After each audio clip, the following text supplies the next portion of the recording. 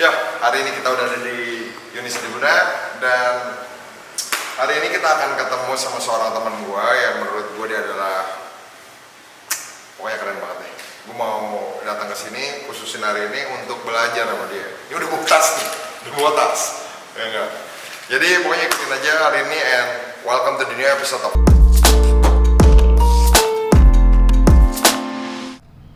Oke, selamat datang di Liputan 6 Jakarta. Hari ini kami akan membahas Nah, hari ini tadi kan di video openingnya tentang rapper perempuan, tiba-tiba kita ketemu sama ibu guru, sama ibu dosen kita. Dan sedang berganti wujud. Ya, ini dia Yako Octaviana. Ya. Lebih dikenal sebagai siapa? Apaan? Nama lu lebih Oh, Yako aja. Yako. YACKO. Ya, CKO. I go by the name of YACKO. Oke. Ya. Tapi berarti pekerjaan lu sehari-hari adalah Ya begini. seorang dosen. Kebetulan gue selain ngedosen, gue juga head of campus di UIC College. Jadi ya bentukannya gini kalau misalnya kalau di kampus agak-agak formal ya gitu. Ini tapi di luarnya ini akan pembahasan yang sangat apa ya, paling sederhana dimulai karena ntar pembahasannya kalau menurut gua akan sedikit berat. Wah, ya enggak? Weekend berat. Oke. Lu bekerja sebagai seorang dosen. Tapi juga bekerja sebagai as a rapper ya? Yes. Jatuhnya kan. Tapi waktu lu milih nama, kenapa lu milih nama asli lu? Yako Octaviana, kenapa lu namanya Yako? Kan banyak kan kayak female rapper pasti biasanya misalkan apapun rapper lah, gua nggak bilang female rapper apapun rapper laki-laki biasanya pakai nama. Contohnya Eminem, Slim Shady kan, ya kan kayak banyak lah. Yang kenapa pilih nama sendiri? Enggak sih, sebenarnya nama gue gitu, Yadi Octaviana.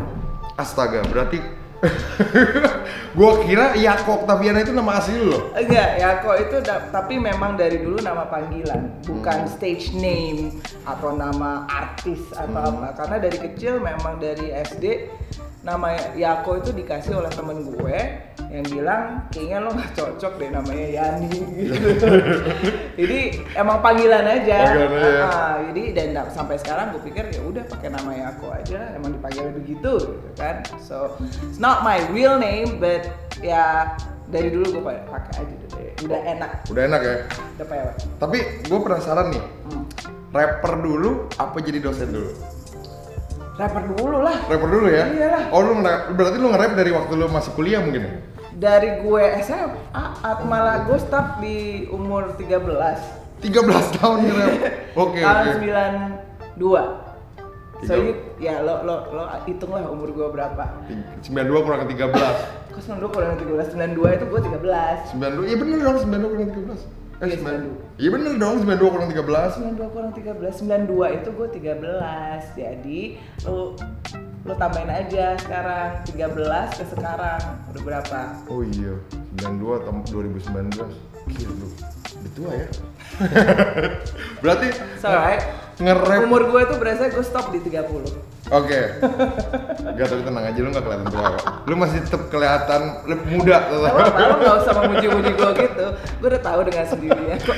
Nah, tapi terjun as a professional gitu sebagai rapper yang benar-benar itu 96. Gue pertama kali masuk ke industri. Dalam arti industri ini gue nyebutnya gue mengeluarkan single dan di-record dalam label ya, dan dirilis kasetnya gitu. Ya, itu di tahun 96 pada saat Pesta Rap 2. Pesta Rap 2. Berarti di umur lu 17 tahun tuh? 16. Gila, 16 tahun udah punya lagu sendiri. Gue bingung deh, belajarnya itu gimana sih? Zaman dulu otomatis YouTube belum ada. Belum. Radio lah ya. Radio. Memang terus terang waktu di tahun-tahun itu hip hop rap musik itu masuk pertama kali lewat radio. Okay. Kalau di Surabaya, gue grow up di Surabaya, itu masuknya pertama kali lewat radio. Gue dengar terpapar oleh rap musik radio dulu. Radio. Gue dengerin ada DMC, ada Public Enemy, ada Wu-Tang, terus kemudian ya yang tua-tua Kid Rock lah gitu. Nah, yang gue penasaran waktu pertama kali lu bikin lagu tentang rap, lu bikin lagu apa sih? Judulnya apa, tentang apa? Lebih kayak sebenarnya nggak berjudul karena gue bikin pertama kali untuk kompetisi. Kalau dulu itu lo mau perform medianya adalah lo ikutan festival atau kompetisi rap. Dan itu rap battle gitu. Nggak rap battle, kalau dulu lebih kepada lo bikin lagu. Jadi minus one-nya itu pakai minus one orang. Oke. Misalnya pakai lagunya DMC misalkan ya. DMC, Down with the King. Nah itu liriknya lo ganti. Oh, lebih kayak gitu ya, minus one gitu minus ya. one. Nah terus minus one lo isi rapnya lo ganti pakai lirik-lirik sendiri. Nah, jadi waktu di Pesta Rap 2 itu lu kayak gitu? Enggak, kalau di Pesta Rap 2 itu udah nulis waktu itu tentang judulnya nongkrong. Tentang nongkrong gitu. Oke. Nah, lucu ya tapi ya. Ini pertama kali lu bikin lagu, terjun ke industri, lu bikin lagu tentang nongkrong. Tapi kalau gue lihat lu lebih terkenal karena lagu-lagu lu ini punya makna gitu. Ya dulu maknanya nongkrong. Nongkrong tuh punya makna yang sangat gitu loh. Dari nongkrong lo dapat sesuatu gitu ya kan gitu. Dan sesuai dan nyata ya. Nyata, iya real man. Lu nongkrong real banget ya kan. Karena kalau gue lihat rapper milenial sekarang tuh banyak rapper bullshit ya. Iya. Oh iya. Yang nyeritain jualan kokain, jualan apa. Lo memang jualan mungkin. Ngomongin jualan ya udah ya. Nggak tahu kita kan gitu. Lo dia punya story, kita punya story. Oh iya. Ya, pokoknya untuk bapak kepolisian tuh rapper yang pada ini nih, inget nih, rapper itu tuh biasanya menceritakan tentang keresahan, ya kan? Menceritakan tentang pengalaman hidup. Nah itu rapper tuh yang jualan kokain di Indonesia, tangkepin, ya masukin ke penjara tuh, jangan didiemin itu, rusak banget lah. Nah tapi gua hari ini datang ketemu Yakob, gua sempet lihat kayak lu ada di sebuah acara hip hop besar di dunia. Dan itu namanya label. Ya.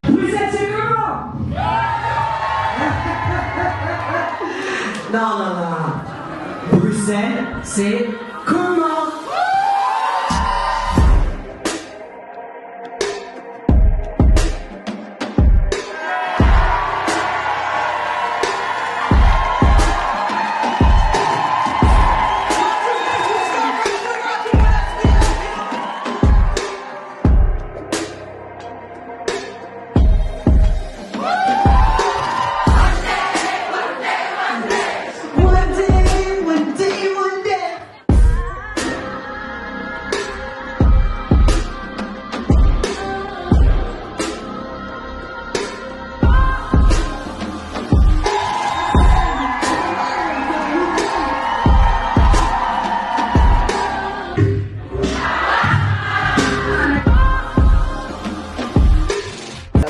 Label Hip Hop Festival.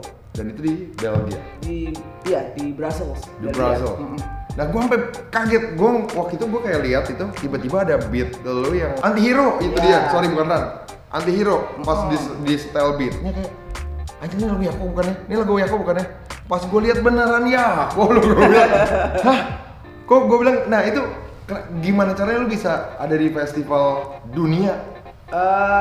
Sebenarnya kuncinya hanya network aja sih gitu. Dalam arti gue kenal mereka itu dari terus terang dari Facebook page. Oke, dari Facebook page. Bukan dari Instagram, bukan dari tapi dari Facebook page. Dan itu perkumpulan para rapper. No. It's just karena gue maintain kebetulan memang dengan lagu-lagu yang gue rilis di 3 tahun berapa tahun terakhir ini kan banyak ngomongin tentang women's rights ya, gitu loh. Nah, dan ada media kurang lebih 3 tahun yang lalu atau 4 tahun yang lalu ada satu media yang mengulas tentang dokumenter gue gitu. Short biografi gue, dan itu di media Perancis. Dan itu lumayan agak viral di Perancis, di Paris. Nah, nggak tahu apakah mungkin dari situ juga mereka dengar, dan rupanya banyak sekali festival-festival itu yang masih cari talent lewat Facebook page. Oke. Gue di DM di Facebook page nanyain availability gue, dan itu udah dari tahun lalu. Gue pikir oke, gitu, let's talk again, bla bla. Terus gue akhirnya forward ke manajer gue, dan selama ini tuh gue kayak yang mikir ya udahlah, dapat bersyukur, enggak ya udah ikhlasin. jalanin aja gitu. Yang penting di maintain aja terus. Tapi ternyata malah Ternyata dapet, alhamdulillah. Dari kalau yang tahun sebelumnya kan Reunion Island tuh. Heeh. Nah terus yang tahun ini ya dapetnya si Belgia itu. Dan itu semuanya di cover. Dan karena festival label ini kebetulan perempuan dan memang selalu diselenggarakan, dan ini udah ketiga kalinya di International Women's Day tanggal 8 Maret. Nah giliran tahun ini giliran gue yang diundang. Sebelum-sebelumnya tuh mereka ada dari Amerika juga ada, dari mana? dari seluruh dunia lah ya. Ya biasanya mereka ambil 8 rapper. Berarti gue bisa ngambil kesimpulan kalau lu adalah orang yang cukup diakui untuk karena lu menyuarakan hak-hak itu juga. Ya. Saat ini gue fokus gue mungkin banyak ke situ.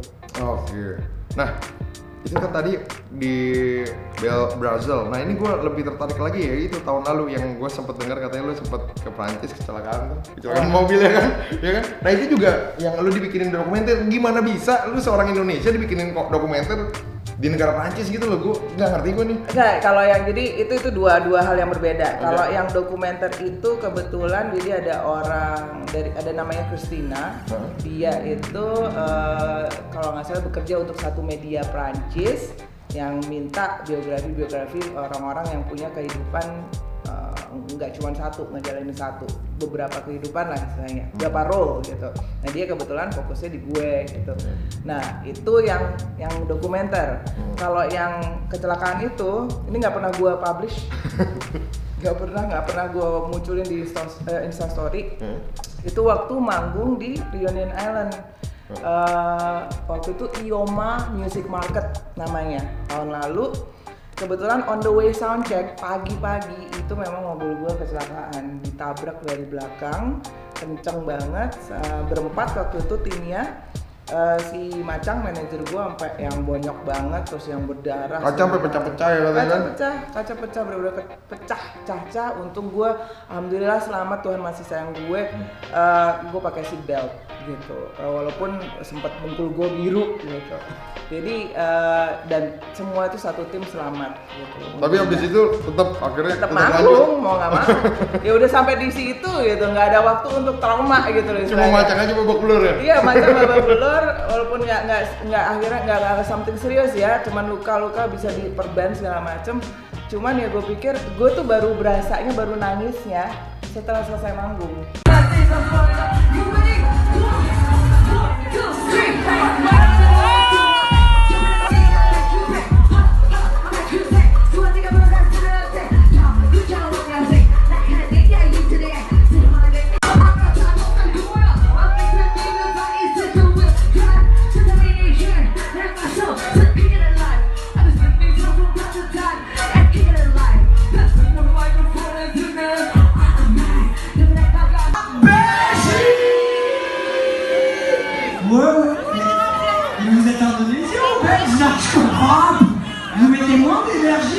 Sakit itu baru berasa? Bukan berasa sakit ya, kayak baru ngehnya tuh gini, gimana ya kalau salah satu dari kita ada yang meninggal gitu. Terus ini jauh di Reunion Island itu sebelahnya Mauritius, dekatnya Madagaskar. That was like far away gitu. Itu tuh perjalanannya dia udah 3 kali transit gitu. Itu baru pecah di situ, dan gue masih kayak langsung gitu, terima kasih gitu.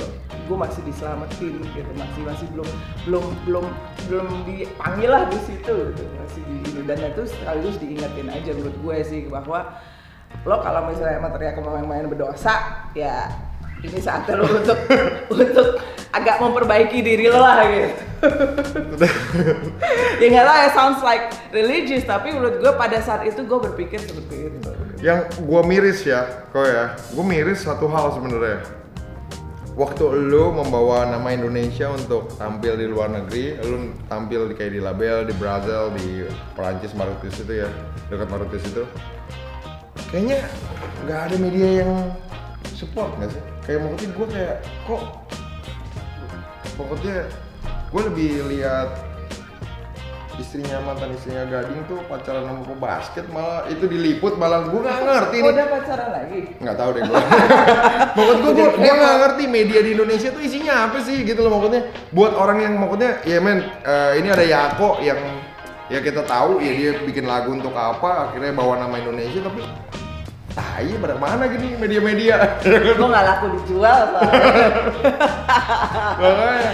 Gak sih ya menurut gue it'll come eventually. Yang penting message gue nyampe aja ke audience gue gitu. Karena memang sempet kalau misalnya mau diliput oleh media, gue harus bikin press conference. Oke. Untuk bikin press conference itu kadang butuh biaya. Oke. Terus terang dari nyewa tempat segala macem. Di sini gitu. aja di kampus. Ya bisa sih. mungkin itu ide yang bagus gitu kan. Jadi itu sesuatu yang mungkin gue nggak ada gitu. Dalam arti ya apa ya, menurut gue lebih baik dananya gue buat yang lain gitu. Kalau persetan lah buat publicity yang nggak gede gitu, tapi menurut gue, buat gue itu portfolio buat gue gitu, portfolio buat gue untuk gue mudah-mudahan gue bekal gue untuk bisa makin menjelajah kemana-mana dan menyuarakan ya message gue gitu aja sih. Nah, pertanyaan gue, kenapa lu nyuarain tuh tentang wanita, tentang kesetaraan gender, tentang Gender equality ya? Iya. I used to, gue banyak bikin lagu, tapi dan macam-macam lagunya, dari mulai yang lagu party segala macam, dan bukan berarti itu sekarang kesini tuh gue juga selalu bikin lagu-lagu yang menyuarakan hak wanita, tapi makin kesini gue makin ngerasa kok ada kesenjangan aja, masih terasa gitu loh. Hak-hak wanita masih banyak yang belum terpenuhi.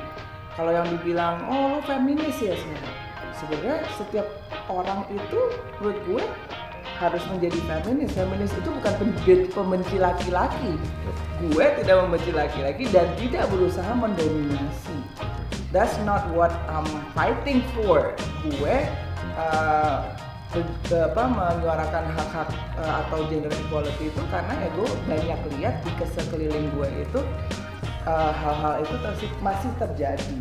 Iya, tidak hanya di kota besar, tapi ya justru. Kalau jujur kebanyakan di kota kecil kan? Malah kebanyakan di kota kecil. Makanya, kalau kita kan yang dibahas tentang kayak apa ya, kayak oh enggak, sekarang perempuan banyak kok yang udah punya di top position ya kan, berdasarkan riset tuh kayak tiap tahunnya tuh posisi wanita di posisi teratas itu semakin banyak. Which is good. Itu salah satu tolak ukur. Tapi kembali lagi, itu mungkin tolak ukur untuk melihat seberapa banyak wanita-wanita yang occupy tempat-tempat tinggi gitu loh. Tapi secara riset itu juga tidak membuktikan bahwa ini enggak gajinya itu banyak juga yang masih di bawah gitu loh. Dan it's because it's gender. Iya. Gue sangat bersyukur di tempat yang gue kerja sekarang itu kebetulan kepala sekolahnya itu dari 4 kampus itu perempuan semua gitu. Dan tempat kerja gue ini mendukung gender equality. Tapi gue mungkin banyak sekali yang nggak seberuntung gue di tempat kerjanya yang masih banyak mengalami sexual harassment. Benar sih. Juga nggak karena kita ngomongin gini, gue tuh nggak, kembali lagi ngomongin memperjuangkan hak-hak perempuan itu bukan gitu tadi semata-mata wah kita pingin dispesialkan. Pernah ada nih yang bilang ya gimana nggak mau dispesialin, di komuter aja ada gerbong khusus wanita. Dalam hati menurut lo gerbong itu ada ya karena lo yang mengheres perempuan duluan. Betul. Gitu loh. Enggak, kalau si tolol itu ngomong bilang emang pernah ada laki-laki diperkosa, lu goblok. Ada juga, nah itu dia. Ada juga sebenarnya. Ya ada, tapi berapa sih presentasinya? Kebanyakan itu nggak memang, umum. betul. Kebanyakan memang yang jadi korban itu banyak perempuan dan juga anak-anak gitu. Laki-laki juga banyak, dan juga tidak hanya laki-laki, juga gender yang lain gitu loh. Gender yang lain. Gue cuma percaya doang gender wanita dan perempuan. But the fact ya gitu loh. Nah, kembali lagi ya itu dia gitu. Gue sih mikirnya gender equality itu lebih kepada memperjuangkan hak-hak perempuan. Kalau gue hak untuk memilih, hak untuk punya akses ke edukasi, hak punya akses kesehatan, hak punya akses ke space yang safe gitu, tidak di-harass, tidak terkena pelecehan seksual. Tapi seperti itu. kalau hal-hal seperti ini kalau gue lihat yang kalau lu bilang akses ke pendidikan dan lain-lain, kalau menurut gue berarti ini sebenarnya yang lu perjuangkan lebih kayak mungkin di pedalaman atau mungkin yang lebih di luar lingkung kota ya. Ya di sini pun masih dalam arti gini loh, hak memilih ya atau hak memperoleh pendidikan. Banyak yang bahkan di keluarga-keluarga di kota besar pun karena tradisi keluarga itu dipercaya ya udahlah, udah selesai kuliah gini, udah lo merit aja. Oh iya. Gitu. Lebih Karena, ke psikologi ya malah ya, tekanan psikologi tekanan, ya. Nah, itu kondisi-kondisi atau tekanan sosial itu juga sangat kejam. Itu yang lebih kejam malah. Itu yang kejam sekali gitu loh. Dan gue pengennya juga perempuan nggak saling menjatuhkan sebenarnya. Karena kadang-kadang yang kayak gini, perempuan tuh cantiknya kalau gini, enggak lo jelek kalau gini gitu. Kenapa nggak saling embrace aja, empowered gitu, instead of like, nggak ini gini gitu. Tapi ini terbalik banget ya sama budaya hip hop di belakang lo ini. Kalau hip hop kan biasa saling diss ya. Iya betul saling diss gitu. Ya malah justru sebenarnya gini, kalau kita ngomongin hip hop perempuan di hip hop. Hip hop itu kan sangat patriarki ya gitu loh, sangat male dominated gitu. Dan di mana-mana banyak kan lirik-lirik yang sangat seksis dan segala macam ya gitu. Dan itu laku di media, di boost up sama media dan akhirnya orang mengikuti gitu ya. Dan at the end of the day gue balik lagi, well that's not what hip hop is all about. Menurut gue kan hip hop is all about expression, freedom to speech, like ya berarti nggak masalah dong gue ngomongin tentang message seperti ini gitu loh. Balik lagi kan selain dilihat dari hip hop yang seperti itu juga ada yang disuarakan mengenai politik, ketidakadilan sosial, ya kemiskinan dan lain-lain kan. Ya, so why not about hak-hak perempuan, banyak juga kok yang ngomongin hal-hal seperti itu gitu, Sadia Mansur gitu. Nah, kalau lu sendiri siapa sih yang bikin lu kayak menginspire lu gitu, seorang sosok yang inspire lu untuk ya gue kayaknya harus kayak gitu juga gitu. Kayak gitu juga tuh kayak gitu apa? Kayak maksudnya kalau menurut gue pribadi ya nggak mudah untuk seorang manusia untuk memberikan influence baik lo buat orang baik, buat orang lain. Kalau membuat influence jelek itu gampang banget. Sebenarnya sih inspirasinya dari apa yang gue alamin sama yang teman-teman alamin gitu. Pada saat gue bikin Hands Off setahun atau 2 tahun lalu itu ya dari apa yang terjadi pada saat gue manggung, gue lagi crowd surfing terus digrepek gitu kan, dipegang gitu, nggak cuma dipegang, manusia. semua emang bahkan di grot gitu loh. My God, itu udah rasanya gue langsung ngamuk di situ, pengen gue cari itu pelakunya, cuman nggak ada karena lautan manusia. Dan itu ternyata banyak terjadi di teman-teman perempuan. Apa bedanya? Maksudnya we just wanna have fun gitu. Orang bilang ya beda lah gitu, lo perempuan, emang kenapa? Gitu. Kembali lagi, emang kenapa gitu. Sebenarnya kalau misalnya kalau lo ngelihat kesempatannya juga sama, lo mau kenapa cowok pas lagi crowd surfing nggak pernah ada yang ini nyemol, nggak ada yang pernah megangin gitu atau nggak pernah ada kan? Nggak pernah. Gitu. Ya perempuan aja. Dan come on, maksudnya di tempat pijat sering gue sih koko gitu. Ya kan emang dipijat. Terus ya maksud gue itu gitu loh. Kenapa kalau kayak ngeliat perempuan kayak nggak pernah ngeliat perempuan aja gitu loh. Dan itu kan sesuatu yang come on, itu perempuan dan itu manusia. You shouldn't do that. Itu kayak apa ya?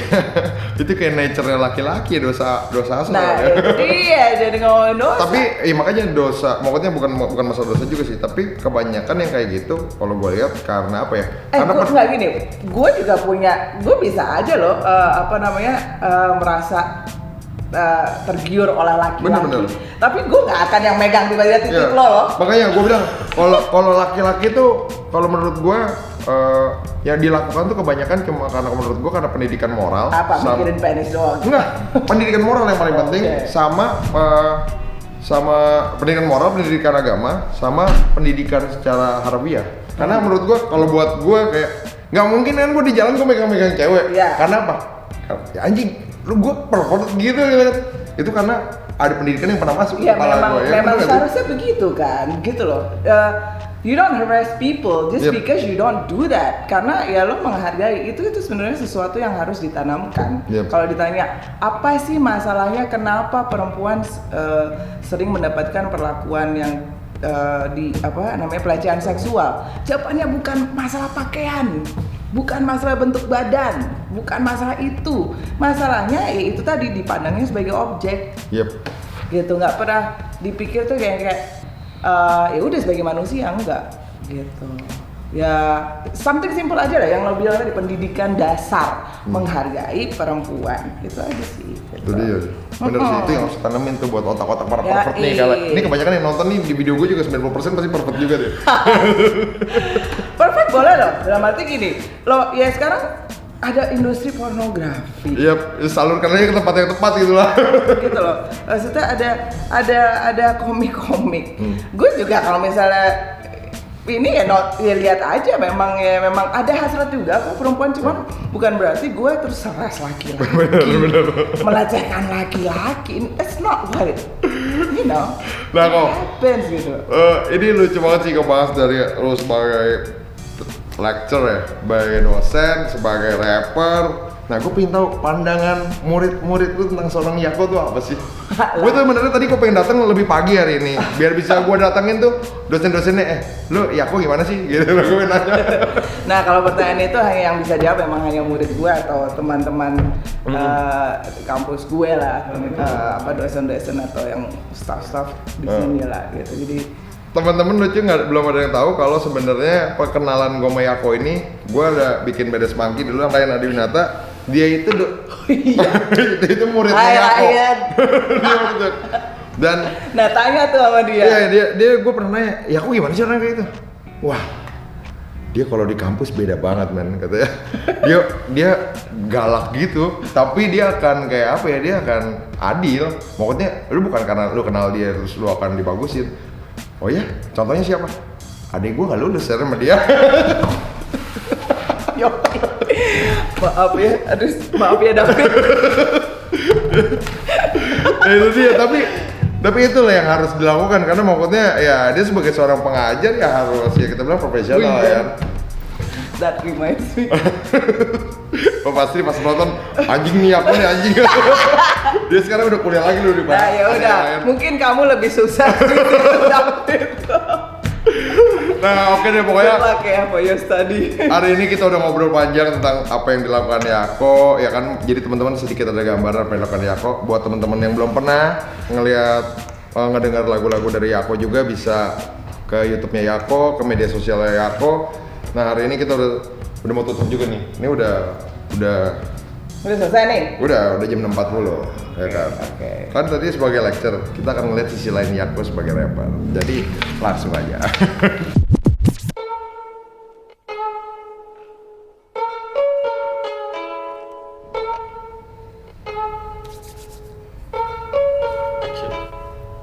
Hey yo, this is your girl YACKO. This is what I'm gonna say.